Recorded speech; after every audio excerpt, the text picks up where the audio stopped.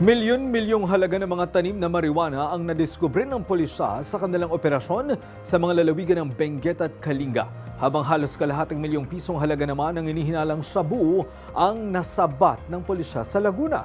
Si Jap Regala, una sa balita.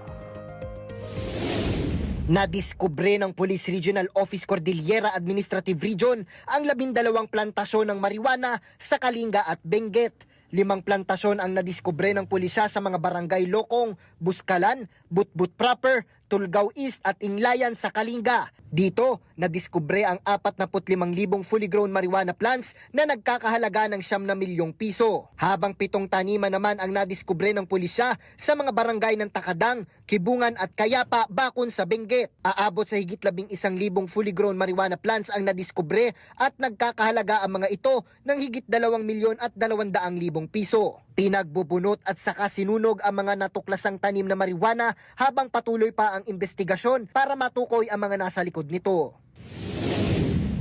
Arestado ang 6 na wanted persons sa magkakahiwalay na operasyon ng pulisya sa lalawigan ng Bulacan.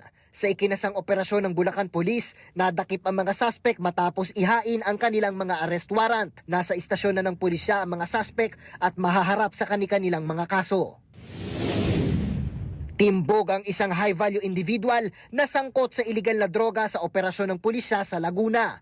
Sa ikinasang bypass operation ng Calamba Police sa Barangay 1 Calamba, Laguna, nasamsam sa suspect ang 8 pirasong plastic sachet ng hinihinalang shabu na may humigit kumulang 60 gramo ang bigat at nagkakahalaga ng higit 400,000 piso.